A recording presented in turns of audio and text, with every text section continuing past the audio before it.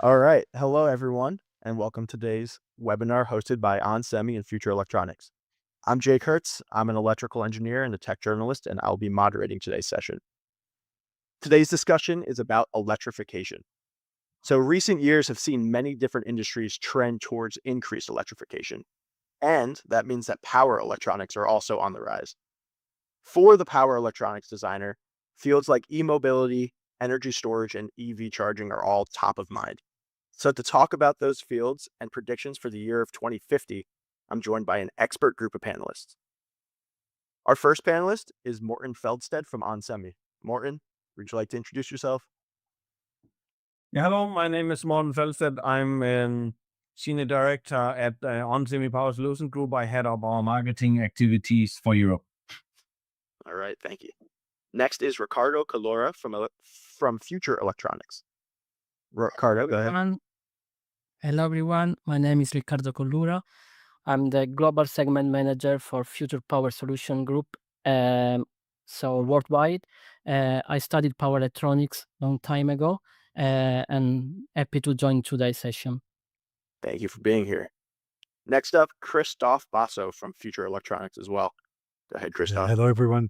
So my name is Christophe Basso and I joined Future Electronics in July 2021 as a business development manager. And before that, I was technical fellow with onsemi, defining electrical specifications for integrated circuits used in AC/DC and DC/DC converters. Happy to be here as well. Thank you. Happy to have you.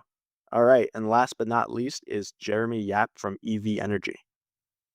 Hello, everyone. My name's Jeremy. I work for EV Energy. We're providers of a smart and managed electric vehicle charging services to give drivers a cheaper, greener, and cleaner charge. But we also provide flexibility services to the grid to support a zero carbon electricity system. Awesome. All right, thank you guys for those introductions. And now to kick off our discussion, I have a question for you, Jeremy. So, how does electrification help us address the climate crisis? And what are some of the challenges and the opportunities that you see in the next decade? Yes, big question. So we need a clean power system and we need to transition away from combustion, especially fossil fuels.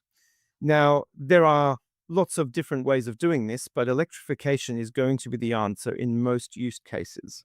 So, in land transport, in energy systems, in heating, ventilation, and air conditioning, and many industrial applications, electrification will be the answer. So, the opportunities here are really huge. There'll be new products, but there are also new systems and new ways of improving the lives of everyone. We will look to, obviously, there's much work to be done, but we will have cheaper energy. There will be more nuanced smart devices, cleaner air, better health, and more data. But the challenges here are huge as well. I think we need to resist the temptation to use this transition as a way to fill the world with more stuff. So I hope that today we're focusing on renewable energy. Now, renewable energy is intermittent, but grids need to run at stable frequency. You need to balance inputs and outputs. So, without wanting to go into too much detail, this means out with the old way of grid management.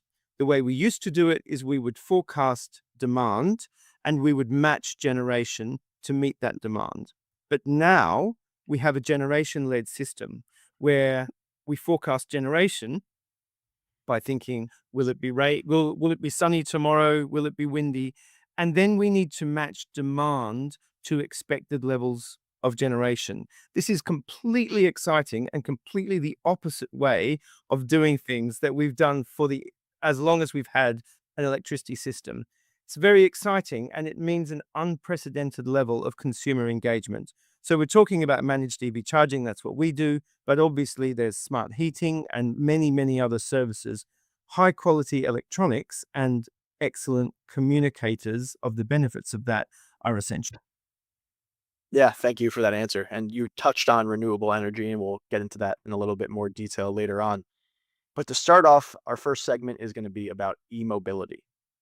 So many people believe that by 2050, urban transportation is going to be dominated by things like electric two wheelers, light vehicles, autonomous mobile robots.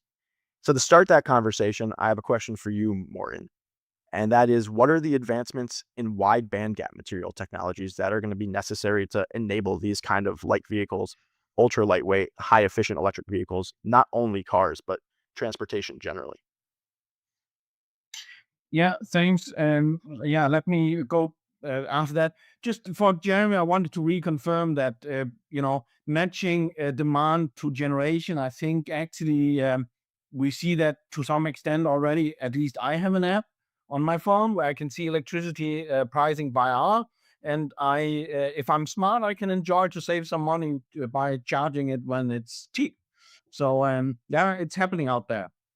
Uh, to In regard to wide band gap and lightweight vehicles and so on, I think, to be honest, the most essential part is the battery, and we don't do battery technology on semi. But there is also a forecast to solid state batteries coming out pretty soon, so that's gonna help that.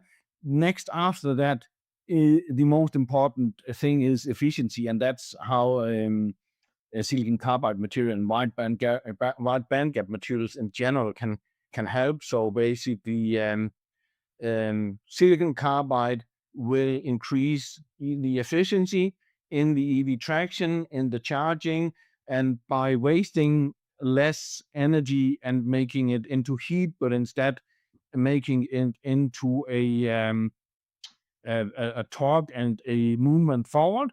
Basically, you can, you spend less electricity and can get longer range, right? So that's really the key parameters here. Yeah, and you mentioned silicon carbide, and that's definitely seen a lot more adoption maybe in the past 10 years, but it seems there's still more widespread adoption to be had. So, in your opinion, what are some of the biggest hurdles to scaling those technologies so that they can become Well, mass produced at affordable prices? yeah. So affordability, of course, that's still, I think, a challenge for a full EV. So prices need to come down, and prices will come down by new technology. In terms of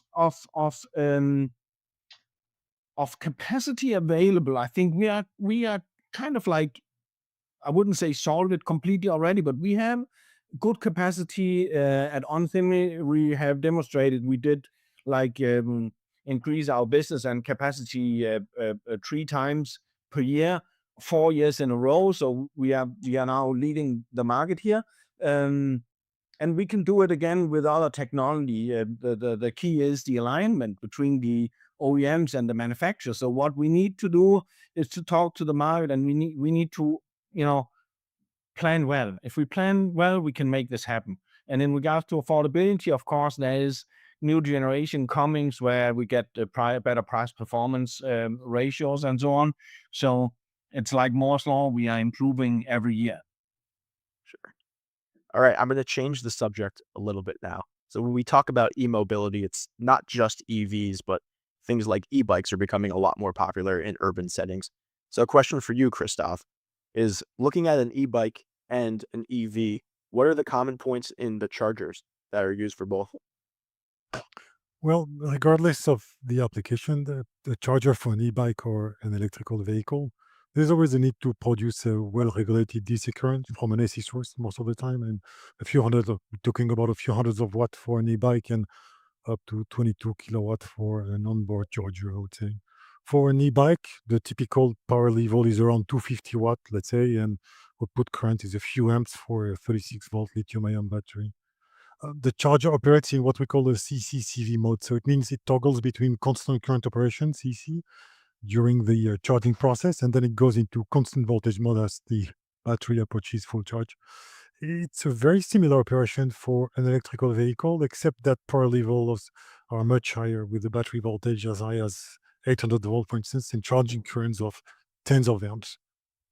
So these vehicles can either be charged from a single or three-phase AC network through their onboard charger, what we call the OBC, but also directly from a DC supply, which bypasses actually the internal OBC to drive the battery via its dedicated management board. And this last option actually allows a fast charging mode, what you can see on the highway. One thing, e-bike chargers are unidirectional, but many new designs in EV chargers are bidirectional, meaning that the car battery could be used to temporarily inject power into the AC grid if necessary. And so when you're looking specifically at an e-bike charger, what are the type of converters that you can expect to find there? For a 250 watt input power, usually you have a front end PFC, but not always, depending on the market. And when this PFC stage is present, it should deliver a regulated DC bus voltage of around 400 volt DC. And then GaN transistors can be used for a compact and lightweight design and for fast switching operation, especially the front end PFC is what we call a TP PFC, totem pole type. And you have the NCP 1680 and 1681 from onsemi, which are dedicated drivers for this application. The topology of choice or the architecture, if you want, for this DC-DC part is the LLC converter, but not always, again, depending on the market. The control variable for this resonant converter, it's the switching frequency. However, we can have what we call direct frequency control. It means the error voltage generated by the feedback loop drive the switching frequency directly via what we call a voltage control oscillator, a VCO, or the error voltage drives the resonant peak current, and indirectly it sets the switching frequency. And this type of techniques helps easing the frequency response or the small signal response of the converter if you want. So it's easier to stabilize with this type of approach. And to that respect, onsemi offers components like the NCP 13994 and also the NCP 4390, which are operating this way. And same question, but now about EV. So in electrical vehicles, you also have a front-end PFC circuit, which is followed by a downstream DC-DC converter, which also manages the what we call the CCCV operation. So the PFC delivers a regulated DC link voltage. Usually, it's around 800 volt, and of course, it brings different challenges for the semiconductor selection and the way to drive them. So when we talk about the 250 watt designs, the classical bootstrap circuit could be used for these e-bike chargers application, for instance, but you can't anymore here. And opto-isolated drivers associated with low capacitance DC-DC converters are mandatory. You can't escape this choice actually because you're driving fast switching SiC transistor and it leads to very high DVDTs of several tens of volts per nanoseconds, and a high common mode rejection ratio drivers are mandatory. In these power converters, you always need a small, let's say, auxiliary or housekeeping power supply, which is going to deliver a 5 or 12 volt DC rail. You can find primary side regulated controllers. It means you are sampling the voltage, the plateau voltage on an auxiliary winding of a flyback transistor, and then you can get rid of the optocoupler. It removes all the troubles linked to clippage distance and breakdown voltages for the loop control at least. These power supplies are now, let's say, fed from a 800 volt rail, and they require switches with the breakdown voltage usually of 1.2 or 1.7 kV. So SiC transistors can be a good choice for that. For the DC-DC side, as we will see in a few minutes, you can also find LLC converters in unidirectional OBC, so the onboard charger applications. And in bidirectional applications where you would like to inject back to the grid, then you have different structures like what we call the CLLLC or even the dual active bridge converter. All right. So we're going to get a little bit more in depth about EV charging in our next segment. But first, Ricardo, we have not forgotten about you. I finally have a question for you. And that question is, what are the current engineering solutions for achieving faster charging in e-mobility? And how is that impacting battery performance?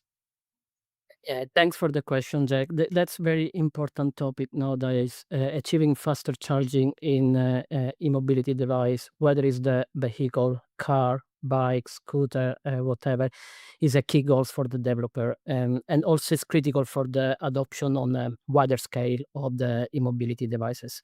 So, one of the simple ways to achieve faster charging is simply to increase the power supply to the battery. And how this can be done? Basically through high power charging station that supply electricity at faster rates than typical chargers.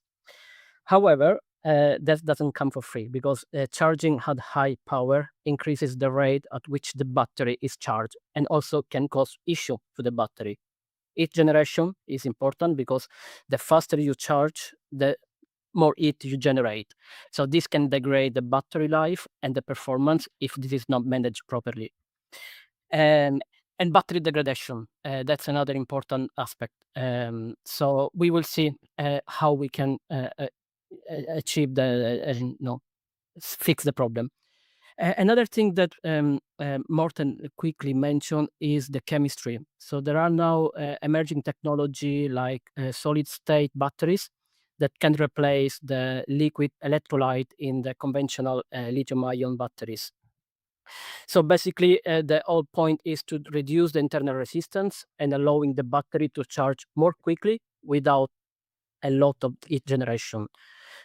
The problem is that solid state technologies is still in early stage, and there are challenges like scalability, cost, and durability. So heat generation, battery degradation are the key aspect when we consider fast charging. Right. And so you talk about battery degradation. So I guess the question then becomes, how do you achieve faster charging while also avoiding the pitfalls like battery degradation?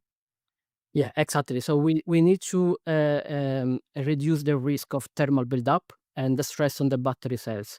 So there are now BMS system, battery management system, which is key to monitor and control the charging process.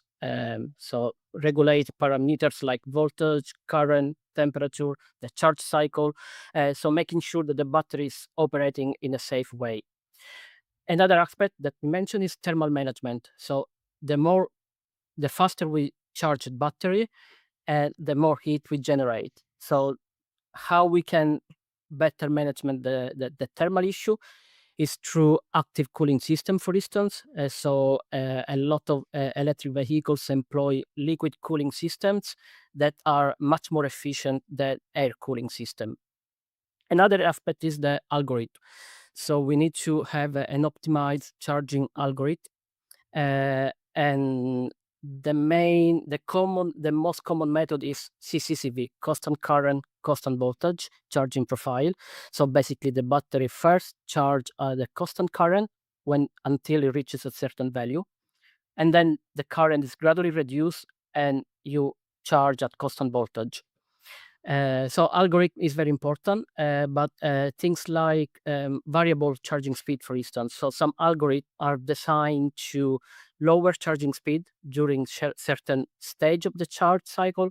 For instance, when they're fully charged, near the fully charged, they reduce the current to reduce the stress on the battery.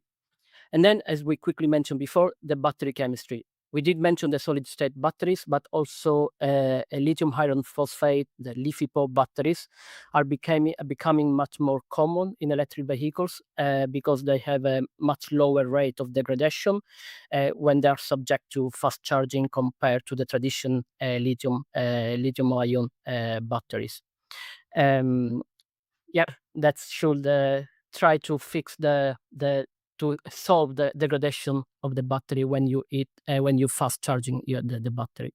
Yeah, it definitely seems like a complicated task. To close out the question here, or close out the section rather, one last question for you, Morton. So, in your experience, what's the most unique application that you've seen around electrification?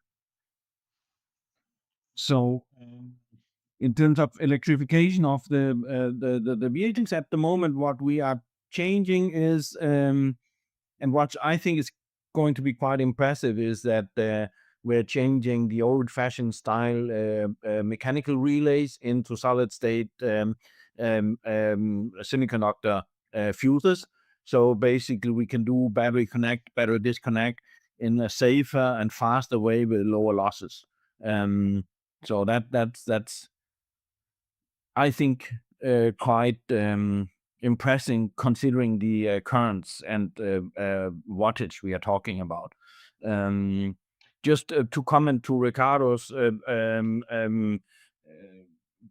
input on the fast charging, I just wanted to, after all, I'm in marketing, and in at PCIM trade show in Nuremberg here in May, we are going to show now a 100 kilowatt module for fast DC charging.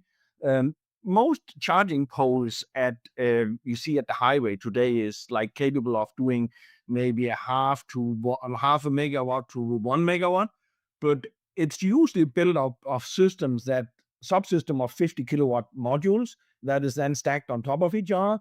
And what we will showcase is a module that it is able to do 100 kilowatts in one module. So we are kind of doubling the power density, so to say.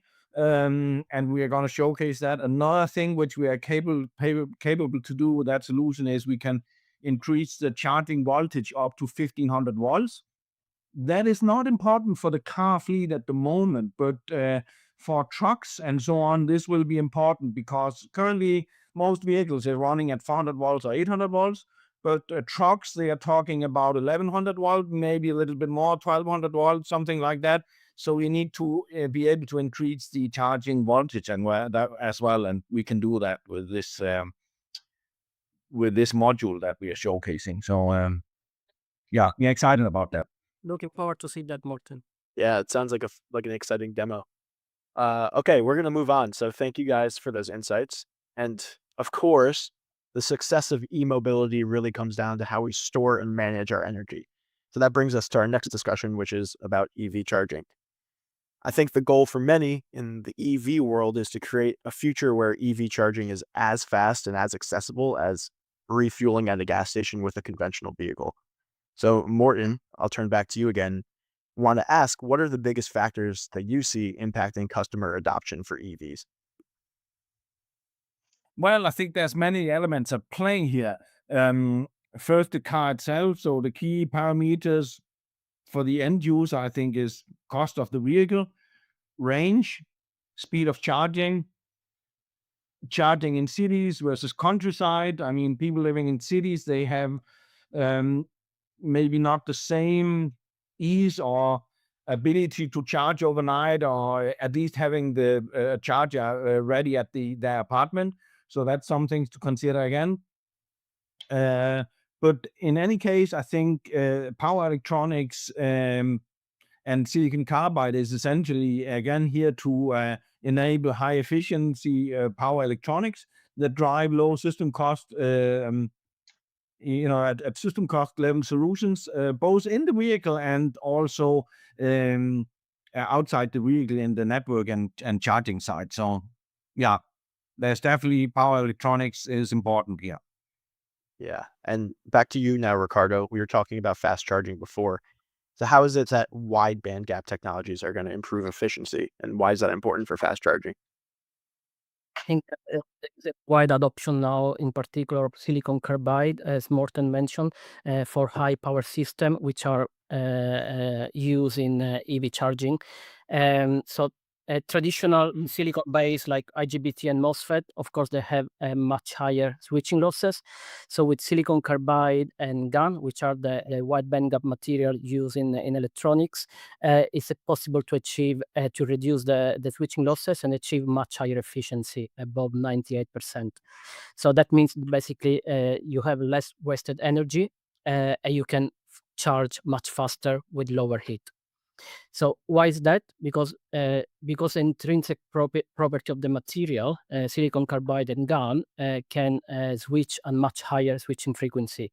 We are talking about up to megahertz potentially.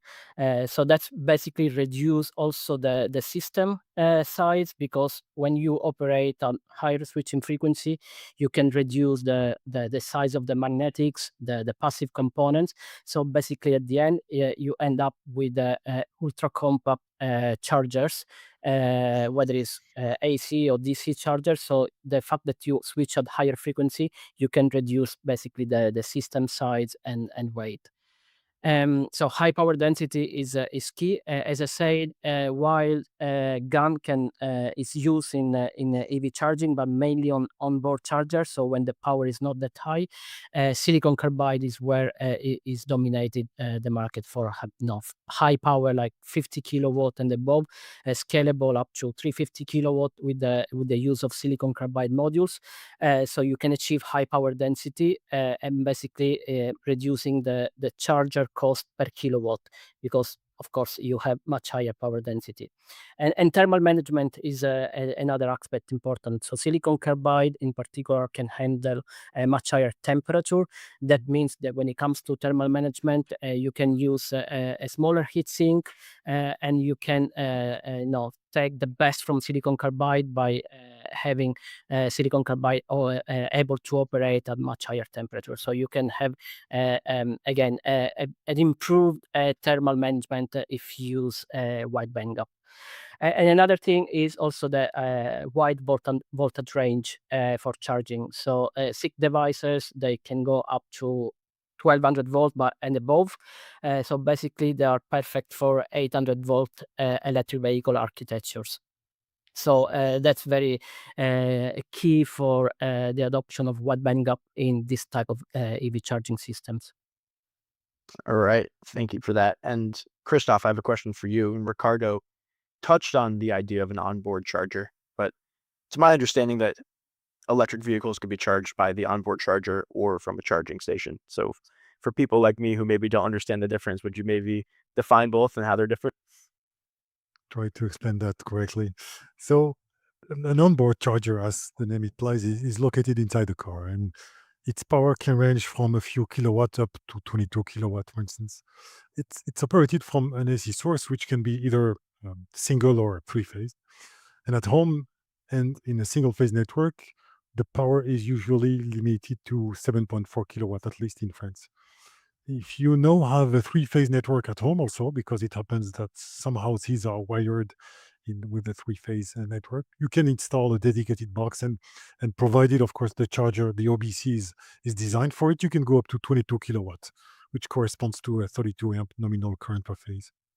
The charging station is operated from a three-phase network, considering the power, but it delivers a DC current in that case, and it bypasses the OBC and provides a DC current directly to the battery, of course, always under the supervision of the battery management system, what we call the BMS. But for these stations, the power ranges from a few tens of kilowatts up to several hundreds of kilowatts, and even more for so-called mega chargers for trucks, for instance, or buses. And as you can imagine, you need a specific electrical infrastructure in that case for these stations, especially when you have several of them lined up, as you can see in a specific area on the highway, for instance.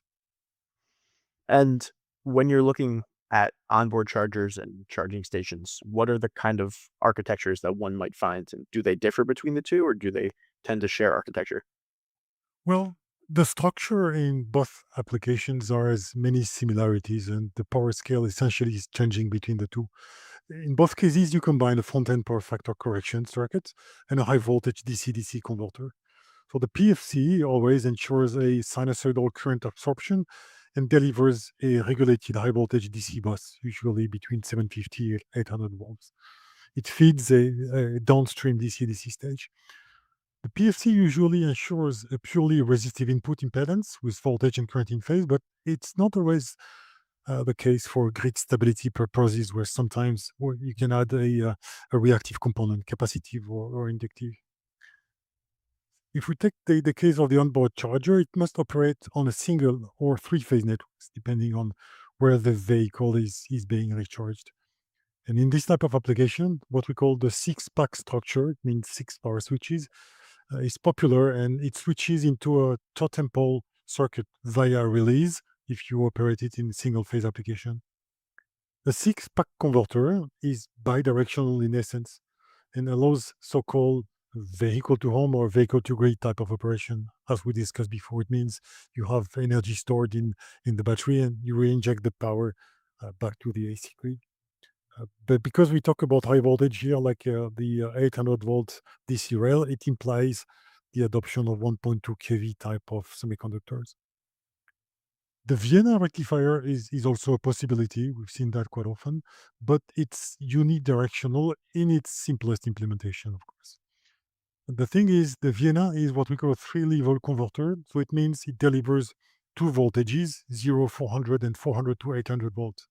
And this configuration naturally eases the stacking of power converters, I mean the DC-DC stages, from these two separate rails, and it helps for the adoption of lower voltage semis like 650 volt types, for instance, versus the 1.2 kV components we found in the six-pack case.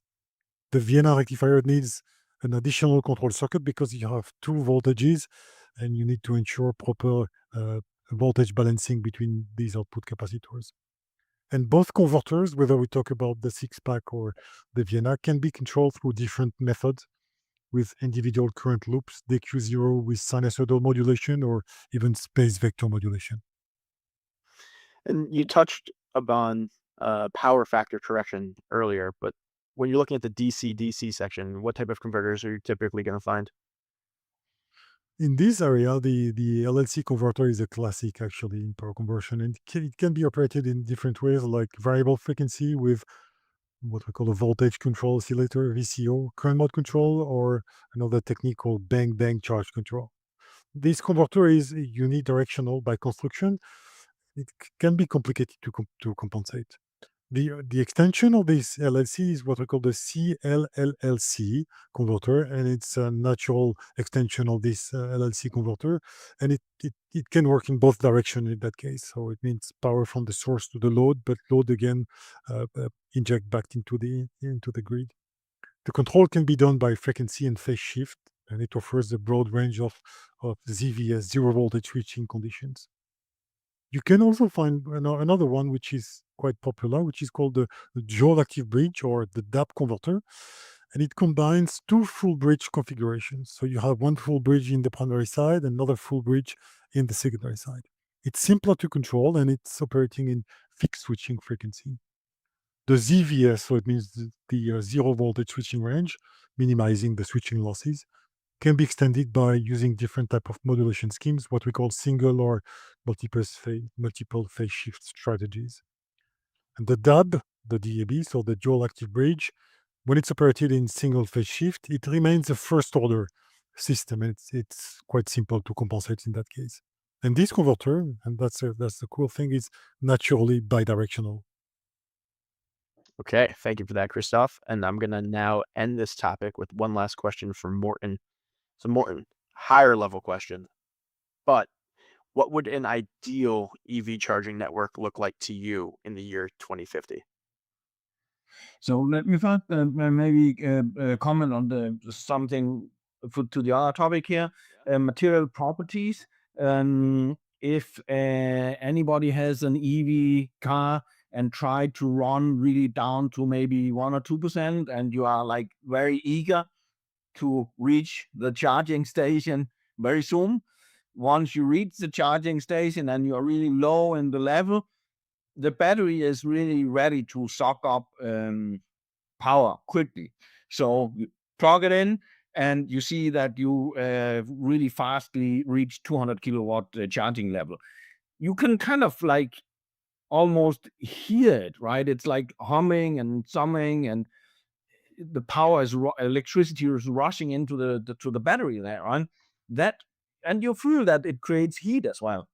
And here we come to material properties, because that's the benefit of silicon carbide. If you look at silicon or GaN silicon, typically the resistance of this material is more or less a doubling at from room temperature to operating temperature. So from 25 degrees to maybe 125 degrees of operation, while silicon carbide is increasing the resistance by maybe 20 to 30% when it gets hot. So basically, silicon carbide is less impacted by the heat that you create when you rush all this power into to the car, right? So that's really the benefit of silicon carbide, and maybe at one point it will also be for other technologies, but at the moment, this is really the benefit of that material. And so back to your question, it was the dual charging structure. Well, I don't know. I mean, it really depends, right? What you as a consumer you want is just you want to charge fast and you want to charge cheap, and that's it, right? And of course, ease of use is also a factor. I think we are really getting there quite. I think as a personally, I'm an EV user. Partly, I have two cars, one EV and one not so political correct, and and I think it's already quite convenient, right? So we just need to increase the speed. That is happening. I mean, it's already pretty impressive what's out there now. And over the next 4 or 5 years, I think we will see new inventions that will make it really convenient. And and then it's also, of course, about pricing.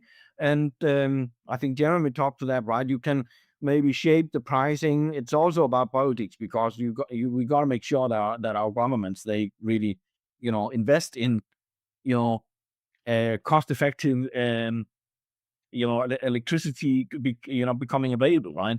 But it's my impression that actually, at least in Europe, this is we are now at a point of time where I think all governments really, takes this quite seriously. So we're getting there. Absolutely. If I can comment, I mean, we are in 2025, right? Which is in the middle of 2000 and 2050. I think to understand the future, we have to look at the past. So if we look at 25 years ago, all the progresses that have been made in the electronics in 25 years, so you can imagine where we would be in 25 years. So I think to have, the ideal network worldwide is actually achievable with if we keep up this pace, the progress that we've done in 25 years. So in the next 25 years will be even higher rate progress. Could I, So could I give that's my hope. No, it's good. Yeah. Could I give an energy system perspective and maybe a personal, a people's perspective as well? So coming back to your earlier question, Jake, and I do want to describe my ideal EV charging system as well, if that's okay. But first, you asked Ricardo earlier, how can we make electric vehicle charging as fast and as accessible as a petrol station?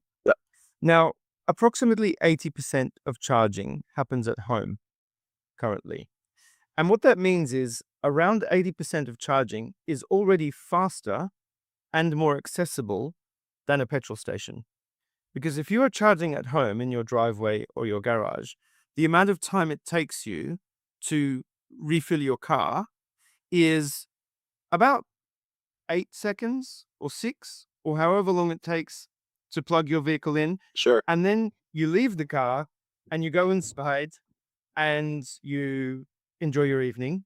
And then when you wake up in the morning, because you have programmed this with a managed charging application that is easily available to you, you have charged that vehicle with low cost, off peak, green energy. And you've done that, and it's taken far less time than it would take you to stand at a forecourt pouring petrol into your vehicle.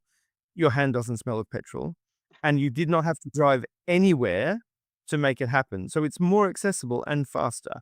Now, obviously, when we have a much greater electrification of the vehicle park in this country and everywhere else, that 80% of home charging, that may fall somewhat as we need more people to be charging, like more people own EVs if they don't own a driveway.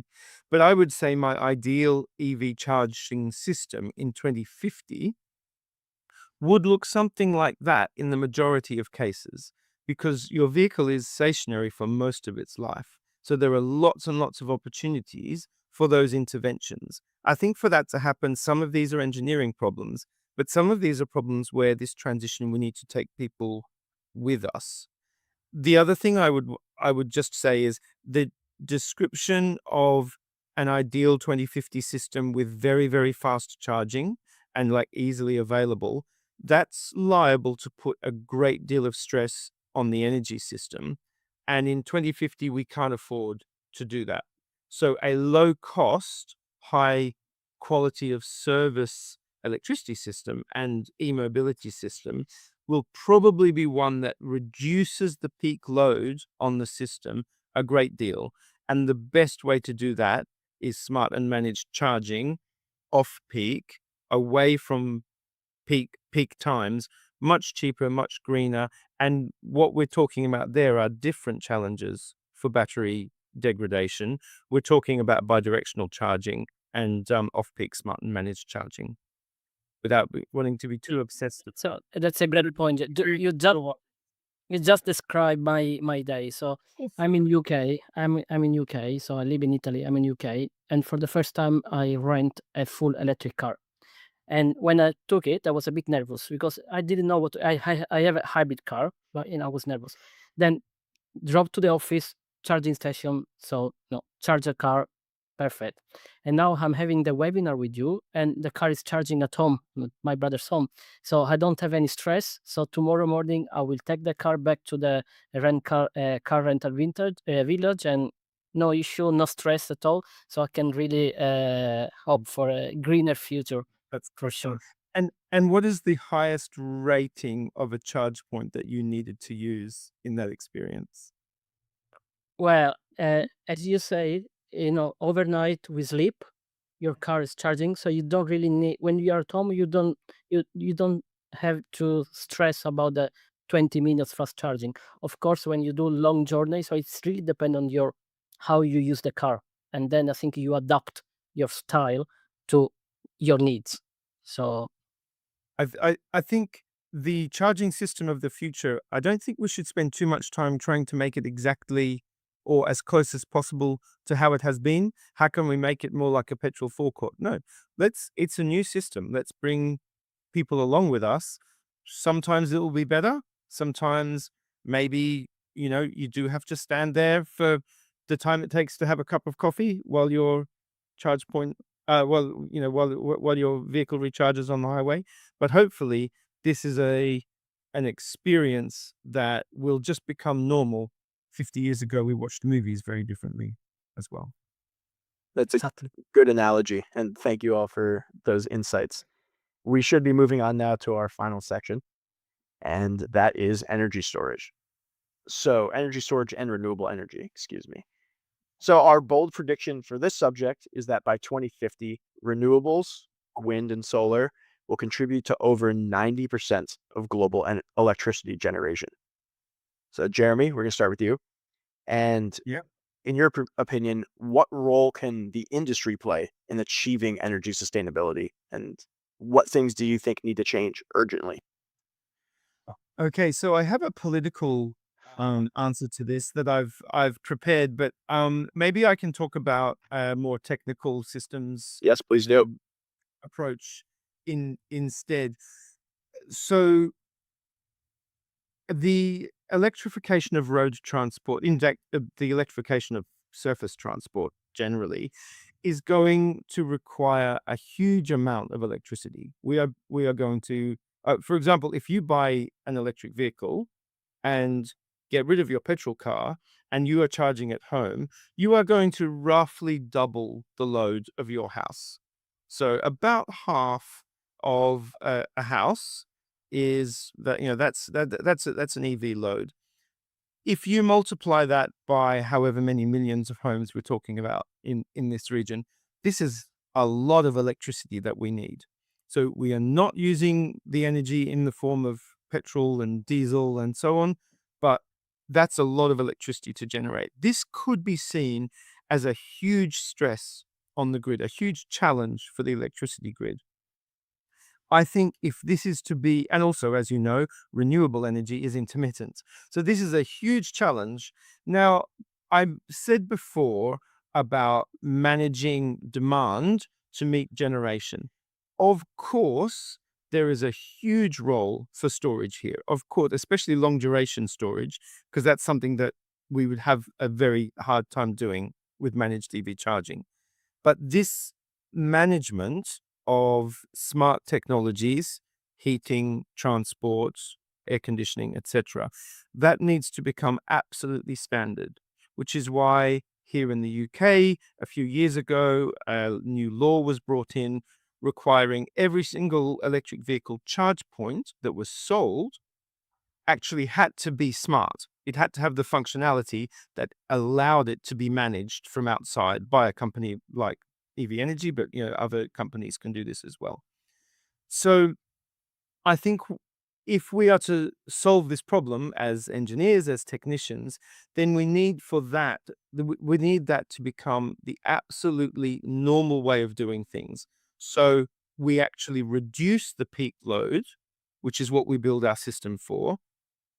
And if you sort of fill in the troughs and push down the peak demand, um, that is the way we resolve this problem.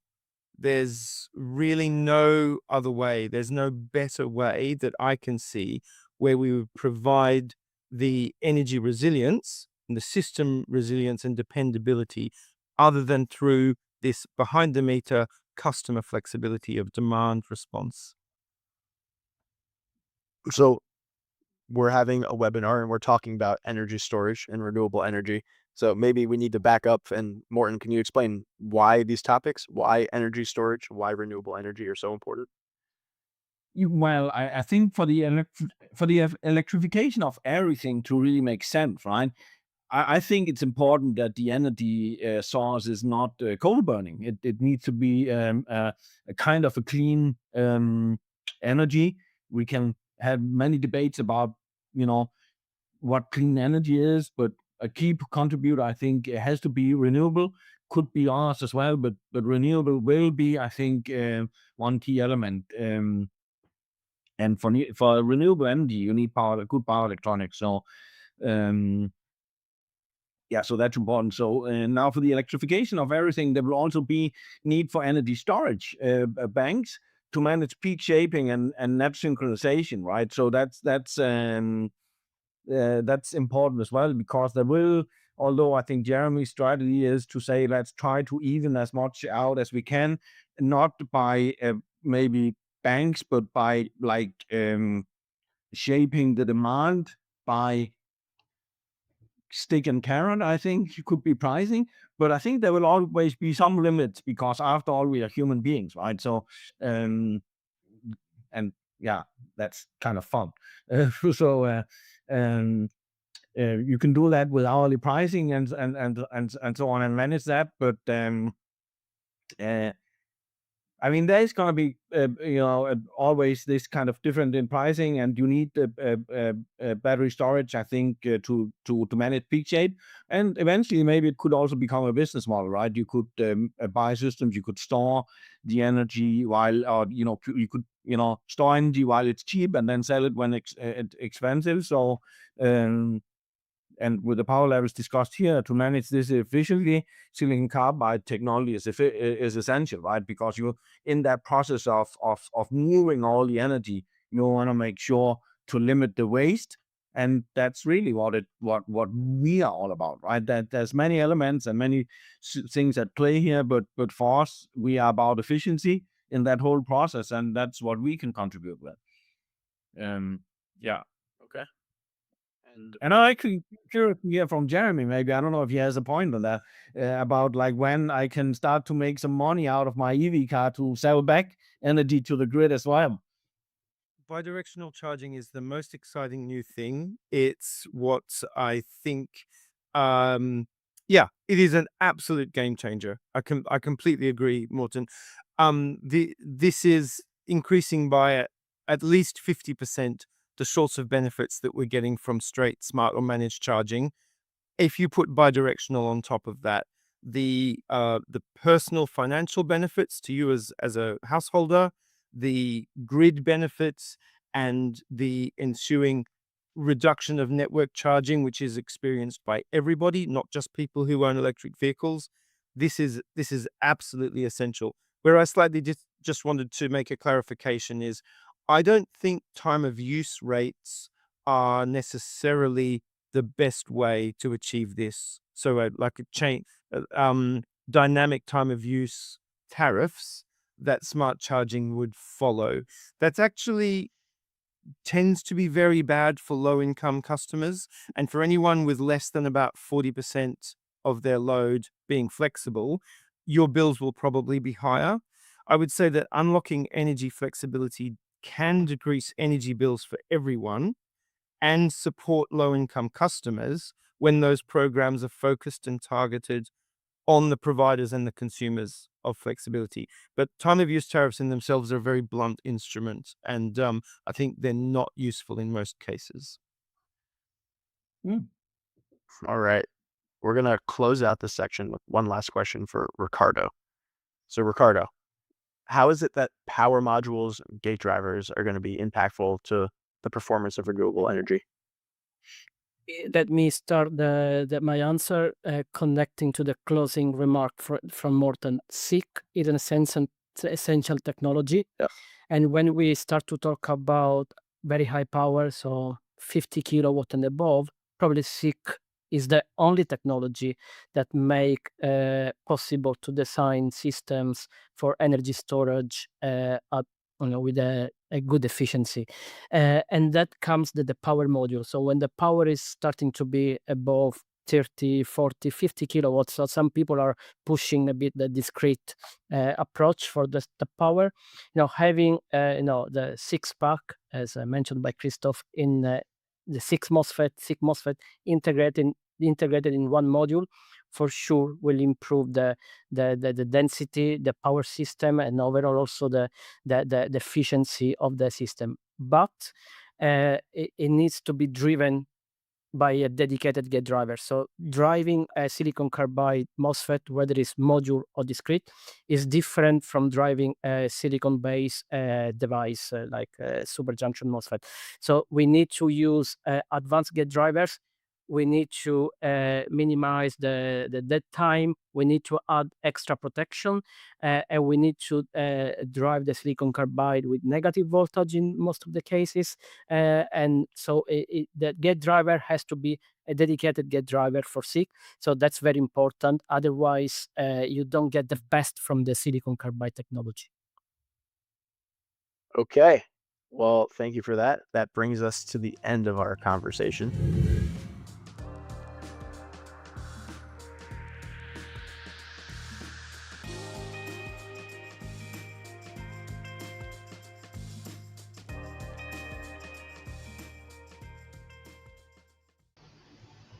All right. Well, thank you all for participating in that roundtable. We are now entering the Q&A session. Unfortunately, Jeremy had to drop off, but we do have a couple questions here. And the first one is, how do you see simulation helping designers to reduce the development time and improve the reliability of their products? Okay, let me take this one, Jake. So I think there are numerous tools that are available for simulating power converters, and each one is focused on a particular field, like magnetic design, for instance, loop stability, modulation strategy, or what we call loss budget analysis. And I think combining these tools together can be a real time saver for the designer. If we take the example of a SPICE engine like Symmetrix or LT-SPICE, can be used to test the impact of a given isolated driver on switching losses. And engines like Plex, Simulink, or Simba, they can quickly show the effect of a given modulation strategy on efficiency, noise, or even the distortion you may expect from a given topology or power structure. Stability analysis, and this is my specialty, is also a big part of the design, and piecewise linear simulators, PWL, like Simplis or PSIM, they can help extract the transfer function of specific complex loops, like in DQ type of control, for instance. And having these transfer functions on hand, then it helps building efficient and stable compensation schemes. In the end, we say the bench rule. So it means if the model is validated by real measurements, then you can rely on its behavior on the computer and safely test worst case operating scenarios, like you run Monte Carlo analysis and so on. And these tools behave like design assistants for the power engineer, especially for conducting measurements or assessing signals in dangerous high voltage environments. And for that purpose, I know that onsemi offers many accurate models that can be used with SPICE or Plex, for instance. All right, thank you. Another question here. We currently use a solution based on IGBTs for our charging station, as we have cost and technical concerns about transitioning to silicon carbide. So the question is, can Future and onsemi help us in the concept stage of our next generation design that uses SiC? And at what point in the process should we contact Future and onsemi? Thank you, Jake. So let me take this one. So first of all, just to clarify the role of Future Electronics and onsemi. So onsemi is the manufacturer of electronic components, and we are a distributor of onsemi. So we simply help onsemi to reach out to our customer worldwide to help them to have more business on electronic components. Now, of course, besides the commercial point, in future we have dedicated resources where myself and Christoph are proudly part of a big power team worldwide, and for sure, together with onsemi, we work as one team. So to help our customer, in particular, to answer the question, though, a lot of customers are in the process to transit from IGBT solution to silicon carbide, and it's true there is a concern about the cost and the technical challenges. Regarding the technical challenges is where we really can add value. We can help the customer, and please come to us. And together with onsemi, we are happy to provide you with the solution to try to overcome the technical challenges, because for sure silicon carbide is a new technology, so it requires more attention to details. And when it comes to cost, honestly, in the last few years, the cost of silicon carbide has dropped a lot, and I think Morten can also comment on it. But it's also true to say that it's important to look at the system cost solution. So for sure, if we compare IGBT versus silicon carbide devices, yes, IGBT is still cheaper. But then if you look at what we gain in performances, if you look at the system cost, so you have you can reduce the size of the power supply of the charging station, you can reduce the size of thermal management. So overall, for this type of application, the system cost is comparable with IGBT solution, but in back you get higher performances, higher efficiency. I hope I answered to the question. Yeah. I agree, Ricardo. I think that we have reached the point where silicon carbide is cheaper than buying aluminum and coils. So at system level, you get a better price using silicon carbide. All right. The next question is, do you see a bottleneck either in wafer fabs or assembly sites that could possibly affect the cost and growth of projects using SiC or GaN transistors? Well, I don't think there is any supply chain issues at the moment. And I think some of the key players, we have all announced investment plans that will be executed along with the market demand. So I don't think that there's any reason for any customers to hold back due to concerns to scarcity, for instance. I think that this is a 3-year-old topics that we have overcome by now, and I don't see it coming again for the close future.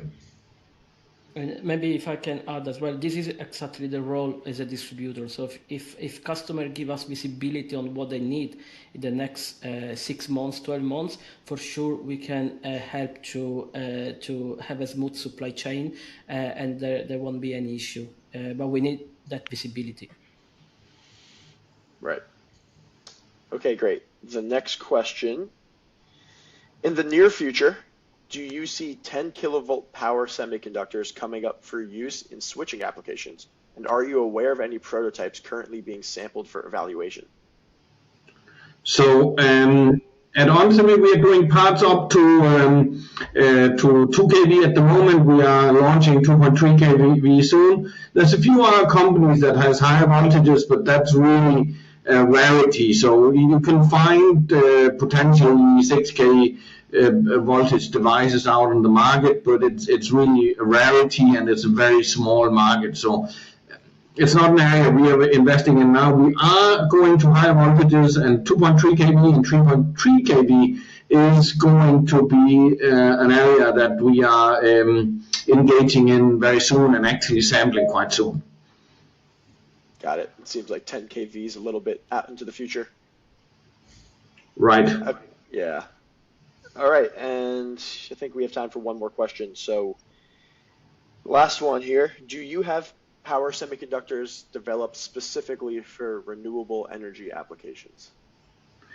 Yeah, absolutely. So there's many different type of renewable applications, but the world biggest source of electricity for renewable comes from the solar market, and onsemi we are number one in